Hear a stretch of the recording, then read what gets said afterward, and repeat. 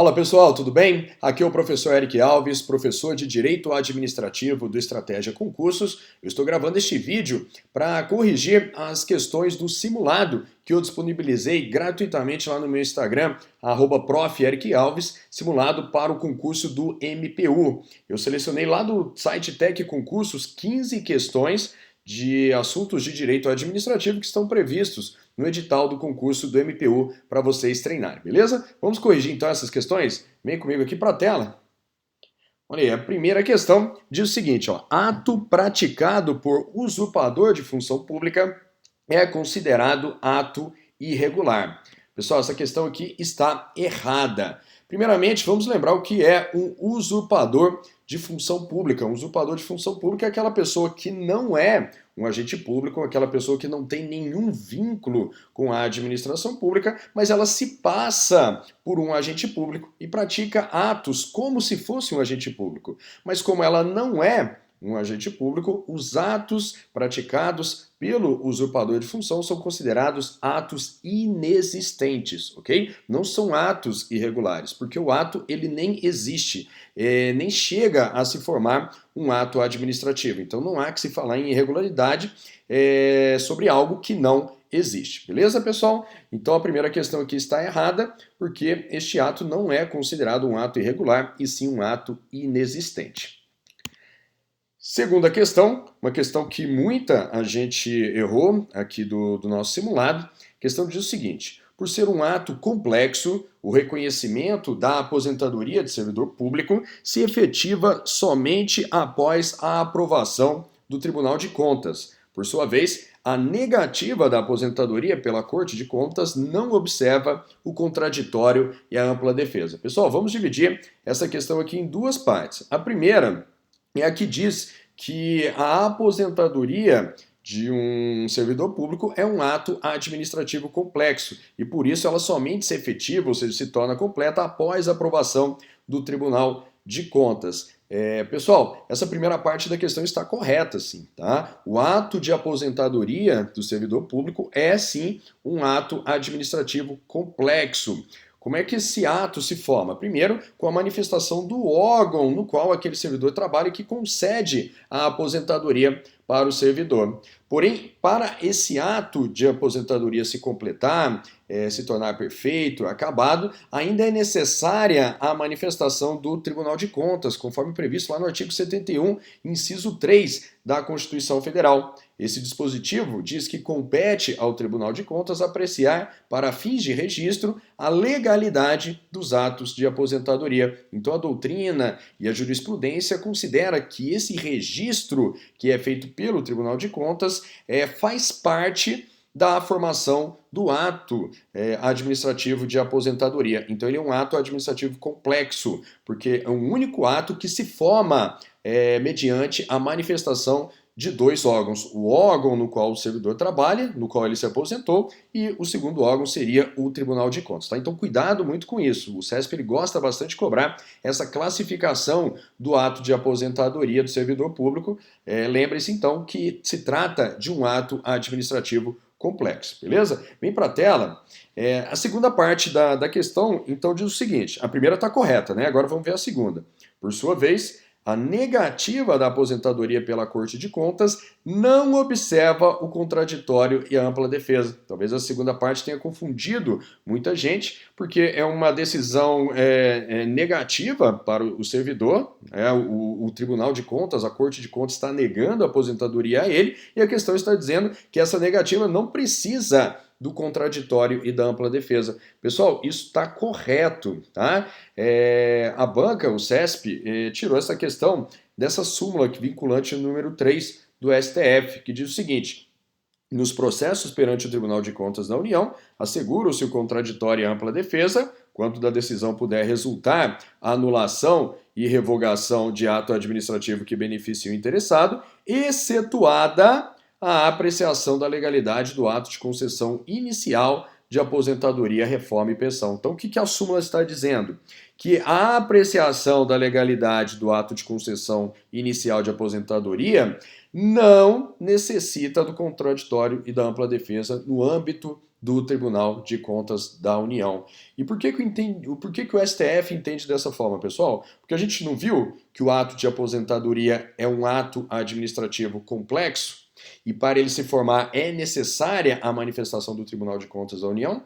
Então o STF entende o seguinte, ora, o Tribunal de Contas da União, ao se manifestar, ele ainda está participando da formação daquele ato. Ainda nem existe um ato formado, então por isso não é necessário o contraditório e ampla defesa. Mesmo se o Tribunal de Contas negar o registro dessa concessão inicial de aposentadoria, segundo o entendimento do STF, ele não precisa conceder o contraditório e ampla defesa ao servidor, beleza? Então foi esse entendimento aqui que o CESP cobrou, por isso a questão está correta. Vamos lá, prosseguindo. A próxima, a terceira questão do nosso simulado. Uma questão de múltipla escolha, mas serve aqui para a gente poder relembrar alguns conceitos. Vamos lá. A administração pública detém determinados poderes, a partir dos quais busca satisfazer o interesse público, que se sobrepõe ao interesse privado. Nesse sentido, o poder de cada ente administrativo de apurar infrações e aplicar penalidades a servidores públicos consiste no poder, tranquilo essa, né, pessoal? O poder que confere à administração pública a prerrogativa de aplicar penalidades aos servidores públicos é o poder disciplinar, beleza? Só lembrar, né, pessoal, que o poder disciplinar, além de possibilitar a administração aplicar penalidades aos servidores públicos, o poder disciplinar também permite que a administração aplique sanções a particulares que possuem algum vínculo com a administração, especialmente aí os particulares contratados. Então, se a administração, por exemplo, ela contrata uma empreiteira, faz uma licitação, contrata uma empreiteira para executar uma obra pública e essa empreiteira descumpre aquele contrato, por exemplo, atrasa a entrega da obra ou não executa adequadamente aquela obra conforme previsto no contrato, a administração ela pode aplicar uma sanção a essa empreiteira. E o poder que possibilita a administração aplicar a sanção a essa empreiteira seria o poder disciplinar. Por quê? Porque a empreiteira possui um vínculo específico com o poder público, que seria esse contrato que resultou da licitação. Cuidado só para não confundir a aplicação de sanções a particulares pela administração no uso do poder de polícia, ok? A administração também aplica sanções a particulares no uso do poder de polícia. A diferença é o quê? É que quando a administração aplica sanções a particulares com base no poder de polícia, esses particulares não possuem um vínculo específico com a administração. Okay? Ela está aplicando a sanção àquele particular porque ele está desempenhando uma atividade privada que pode causar algum interesse, algum dano ao interesse público, à sociedade. É o caso, por exemplo, de quando o órgão de trânsito, um agente de trânsito, aplica uma multa a um motorista que ultrapassou o limite de velocidade permitido ali daquela via. Esse motorista não tem nenhum contrato com a administração pública, mas a administração aplicou a sanção a ele porque ele estava transitando em alta velocidade e isso poderia causar algum dano à sociedade. Tá? Então essa sanção ela não foi aplicada com base no poder disciplinar e sim com base no poder de polícia, beleza? Cuidado para não confundir isso aí. Vamos prosseguir? Próxima questão. Questão 4 do nosso simulado. Lembrando que são 15 questões, tá, pessoal? A questão diz o seguinte: a criação de empresa pública, de sociedade de economia mista e de fundação deve ser autorizada por ato do chefe do Poder Executivo. Pessoal, o CESP gosta muito de cobrar isso aqui, a questão está errada. Tá? Assunto criação das entidades da administração indireta. O que a gente tem que lembrar é o que está aqui ó, no artigo 37, inciso 19 da Constituição Federal, que diz que as entidades da administração direta, para elas serem criadas, é necessária a edição de uma lei específica, ok? Não é decreto, não é ato do chefe do Poder Executivo, não, tá? Tem que ser uma lei editada pelo Poder Legislativo, e tem que ser uma lei específica. Aí a gente só tem que lembrar as diferenças do papel dessa lei a depender da natureza da entidade que está sendo criada. Tá? Se é uma entidade com personalidade jurídica de direito público, essa lei específica, ela vai efetivamente criar a entidade, ou seja, a partir da vigência da lei, aquela entidade de direito público já é criada. Por outro lado, se for uma entidade com personalidade jurídica de direito privado, essa lei específica apenas vai autorizar a criação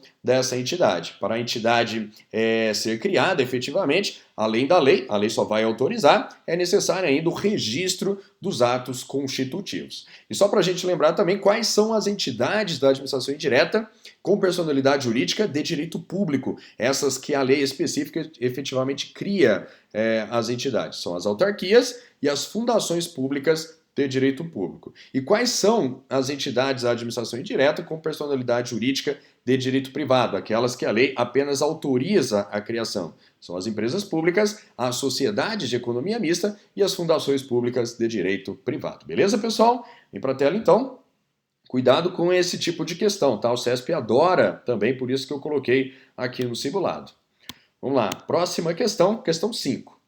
As autarquias, as fundações públicas, as empresas públicas e a sociedade de economia mista são entidades da administração pública indireta. Pessoal, essa aqui é aquela questão para você não zerar a prova, é óbvio, né? A questão está correta. Quais são as entidades que compõem a administração indireta? São exatamente essas que estão aqui: autarquias, fundações públicas, empresas públicas e sociedades de economia mista. Mamão com açúcar essa questão. Vamos lá. Questão 6. O mandado de segurança e o habeas data são remédios constitucionais utilizados para a realização do controle judicial da administração pública. Controle esse que pode ocorrer por provocação ou de ofício.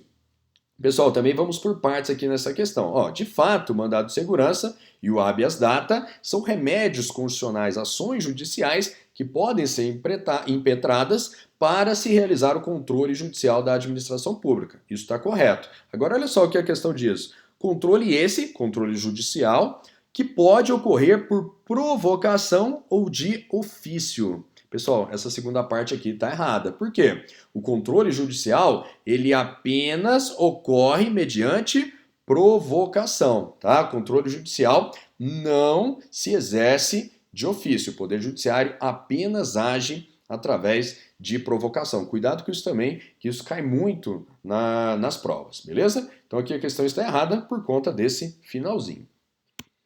Próxima questão, questão 7. Tendo em vista que a emenda constitucional número 18, editada em 1998, atribui aos militares, em regime constitucional próprio, distinto do regime aplicável aos demais servidores públicos, julgue o item subsequente acerca das disposições legais e doutrinárias aplicáveis aos agentes públicos militares. Vamos lá, assertiva. Diz o seguinte: o regime jurídico dos militares é estatutário. Pessoal, aqui essa questão está correta. O regime estatutário é aquele no qual os direitos e as obrigações do agente público são definidos em uma lei, ok? E os militares, eles têm o seu regime jurídico regido, sim, por uma lei. Tem lá o Estatuto dos Militares, que é uma lei que prevê todas as obrigações e os direitos dos militares. Então, de fato, o regime dos militares é a Lei 812.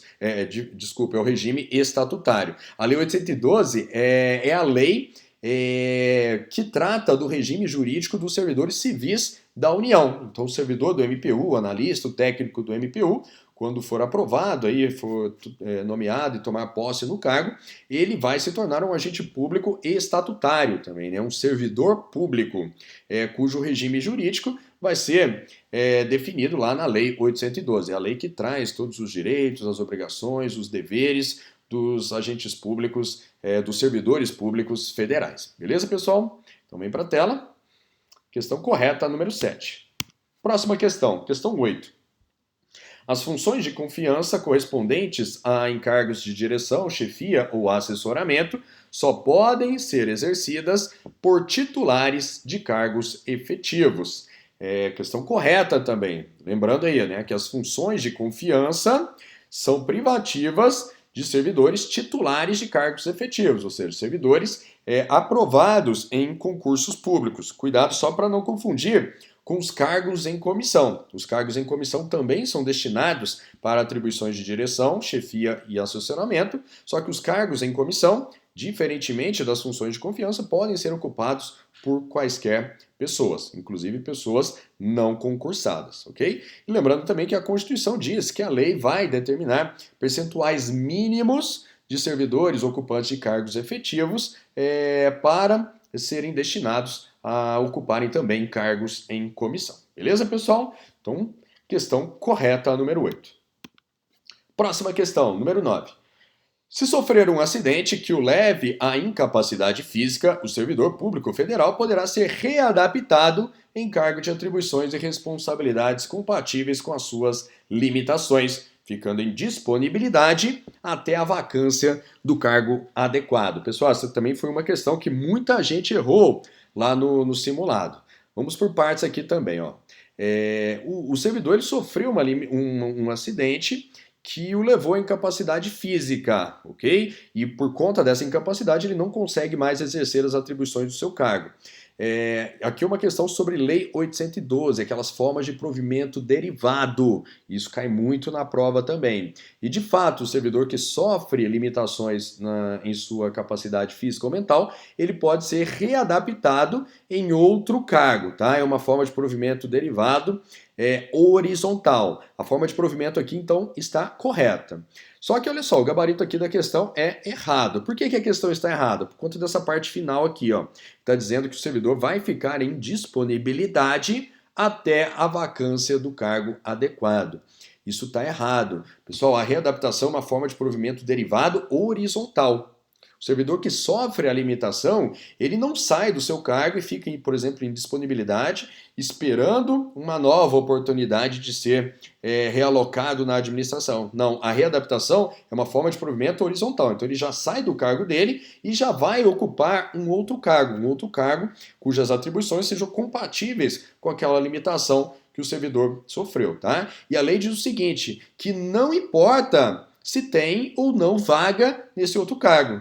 Se existir um cargo que seja compatível com as limitações que o servidor sofreu, ele vai passar a ocupar esse cargo independentemente de vaga. O que a Lei 812 diz? Se não houver vaga neste novo cargo, né, se todas as vagas desse cargo já estiverem preenchidas, o servidor readaptado ele vai exercer as atribuições no novo cargo como excedente, ok? Então ele não vai ficar em disponibilidade esperando surgir uma vaga, não. Ele vai exercer aquelas atribuições do cargo como excedente se não houver vaga, beleza? Daí o erro da questão, muita gente errou, então cuidado com esse detalhe. Vamos lá, próxima questão, questão 10. Lembrando que são 15 questões. Caso edite ato administrativo que remova de ofício um servidor público federal e posteriormente pretenda revogar esse ato administrativo, a autoridade pública deverá explicitar os motivos de sua segunda decisão, a decisão que revogou o ato administrativo, com a indicação dos fatos e dos fundamentos jurídicos. Pessoal, essa questão está correta. Olha só, a administração ela removeu o servidor de ofício para uma outra localidade e depois ela revogou este ato. Então, ela está tratando aqui diretamente dos interesses do servidor. E esse tipo de ato tem que ser, sim, necessariamente motivado para o servidor, por exemplo, apresentar algum tipo de defesa, para que ele ou os órgãos de controle também possam avaliar a regularidade dessa decisão, a legalidade dessa decisão. Então, esses atos administrativos que afetam, de alguma forma, o interesse dos administrados, dos servidores, eles devem sim ser necessariamente motivados, beleza? Por isso o gabarito da questão 10 é certo. Próxima questão, questão 11.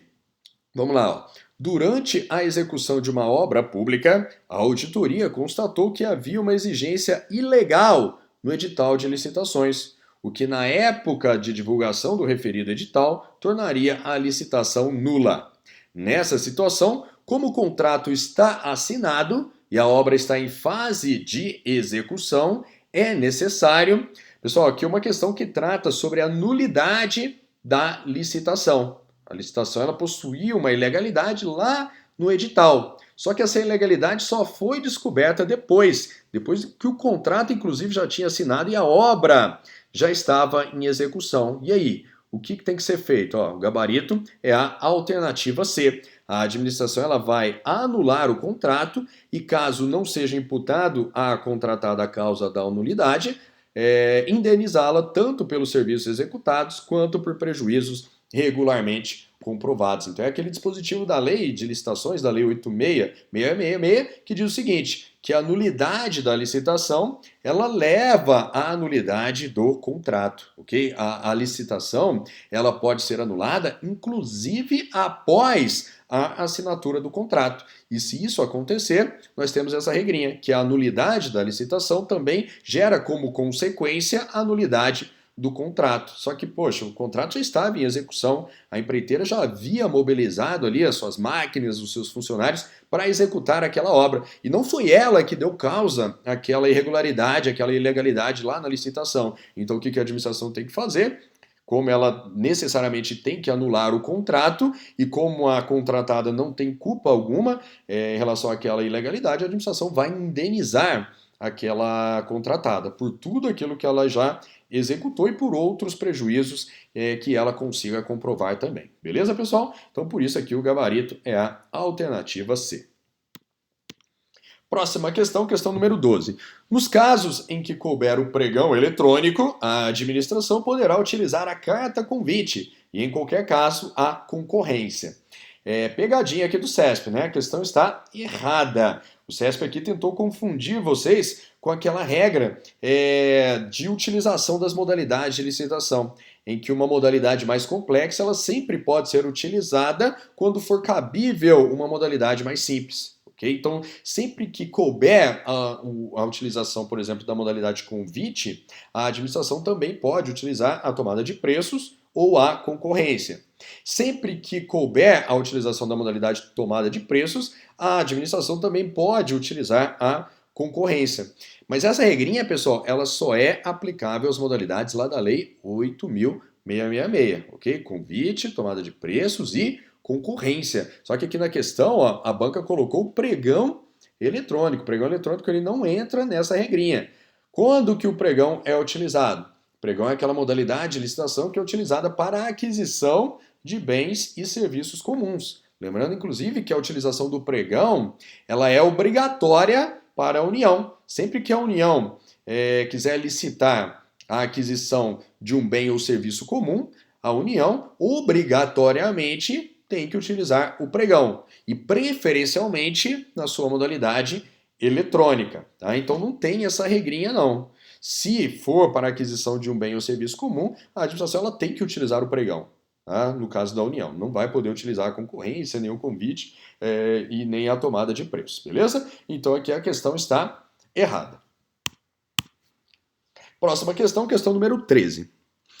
Segundo o decreto 5.450 de 2005, que é o decreto que regulamenta o pregão na forma eletrônica, para a aquisição de bens e serviços comuns e da outras providências, aqui na verdade a questão está descrevendo a finalidade do decreto, cabe à autoridade competente, de acordo com as atribuições previstas no regimento ou estatuto do órgão da entidade, a ação de... Pessoal, essa questão, à primeira vista, ela parece complicada, mas o que o CESP fez aqui? Ó? O gabarito é a alternativa E. Tá? Cabe à autoridade competente homologar o resultado da licitação. O que o CESP fez? Ó, ele nada mais fez que cobrar a literalidade da lei. Na verdade, a literalidade do decreto 5.450, aqui no artigo 8º, ó, que diz o seguinte: a autoridade competente, de acordo com as atribuições previstas no regimento ou no estatuto do órgão da entidade, cabe, olha aqui, ó, o inciso 6, homologar o resultado da licitação, que é exatamente o que está aqui na alternativa E. Pessoal, então trouxe essa questão para quê? Para lembrá-los da importância de estudar a letra da lei, ok? Não fique só no material teórico, não fique só na resolução de questões. Na verdade, para você melhorar o seu desempenho nas questões sobre licitações, em especial, é muito importante que você estude a letra das leis. Né? Então pega lá a Lei 8.666, lê de cabo a rabo, a Lei 10.520, o Decreto 5.450 e o decreto lá do Sistema de Registro de Preço. É muito importante que você leia essas normas, porque muitas das questões da sua prova, da prova do MPU, o CESP ele vai retirar da letra da lei, tá? Então não deixe de fazer isso aí durante a sua preparação. E quando eu falo ler, obviamente não é para você decorar essas leis, mas é para estudar ali com atenção, grifar as partes importantes, grifar os detalhezinhos, ficar ali pensando como que a banca pode fazer uma jogadinha de palavras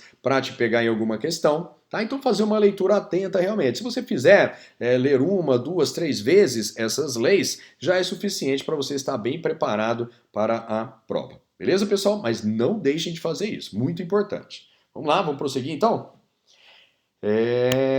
Penúltima questão, questão 14, também a questão do CESP, essa aqui sobre o registro de preços. Vamos lá. No âmbito da administração pública federal direta, autárquica e fundacional, fundos especiais, empresas públicas, sociedade de economia mista e demais entidades controladas, direta ou indiretamente pela União, as contratações de serviços e a aquisição de bens, quando efetuadas pelo sistema de registro de preço, obedecerão ao disposto no decreto. Na verdade, o enunciado aqui só para contextualizar. No que se refere ao sistema de registro de preços, julgue o item a seguir. Excepcionalmente, o prazo de validade da ata de registro de preços, que é de 12 meses, poderá ser prorrogado por igual período, se os preços permanecerem vantajosos para a administração. Pessoal, essa aqui a questão está errada, e olha aqui o fundamento, está lá no artigo 12 do decreto 7892, que diz o seguinte, ó, o prazo de validade da ata de registro de preços não será superior a 12 meses, incluídas eventuais prorrogações. Então, 12 meses é o prazo máximo de validade da ata de registro de preço, incluindo aí eventuais prorrogações. Então, qual que é o erro aqui? Que é porque esse prazo de validade ele não poderá ser prorrogado, segundo o artigo 12 do decreto. Beleza? Próxima e última questão do nosso simulado, aqui a mesma contextualização, mais uma questão sobre registro de preço. Eu trouxe duas questões sobre esse assunto justamente para chamar a atenção de vocês sobre esse tema. Muita gente não costuma estudar esse sistema de registro de preço e, obviamente, o CESP vai cobrar registro de preço aí na prova do MPU. Então é para vocês ficarem atentos nesse decreto. Não é uma norma grande e é muito importante que vocês a estudem. Olha lá, diz o seguinte, a legislação prevê a utilização do sistema de registro de preços pela administração em caso de necessidade de contratações frequentes e de impossibilidade de se definir previamente o quantitativo a ser demandado. Pessoal, a questão, essa aqui está correta, mais uma questão literal, que o CESP retirou aqui do artigo 3º do decreto 7892. O artigo 3º é que traz as situações em que o sistema de registro de preços poderá ser adotado. Quando pelas características do bem ou serviço houver necessidade de contratações frequentes, for conveniente a aquisição de bens com previsão de entregas parceladas, ou contratação de serviços remunerados por unidade de medida ou em regime de tarefa. Quando for conveniente a aquisição de bens ou a contratação de serviços para atendimento a mais de um órgão, entidade ou a programa de governo, ou, inciso 4, quando pela natureza do objeto não for possível definir previamente o quantitativo a ser demandado pela administração. Então, a questão está correta. Mais uma questão literal, né, pessoal? Por isso que eu disse, atentem para a letra da lei, tá? Não deixem de estudar. Lei 8666, Lei 10.520, o decreto 5.450 e o decreto 7892, tá? Eu acredito muito, muito mesmo, que o CESP ele vai elaborar aí várias questões com base na literalidade dessas normas. Beleza, pessoal? E com essa questão, nós finalizamos aqui o simulado. Primeiro simulado que eu disponibilizei lá no meu Instagram, então me sigam, tá aqui, @prof.eric.alves, lá que eu disponibilizei. Fiquem de olho lá no Instagram, que nos próximos dias eu vou disponibilizar também outros simulados até a data da prova para a gente ir treinando e chegar voando aí nessa prova do MPU. Beleza, pessoal? Um grande abraço. Quem gostou, clique aqui no joinha para cima e curte o nosso vídeo. Um grande abraço e até a próxima.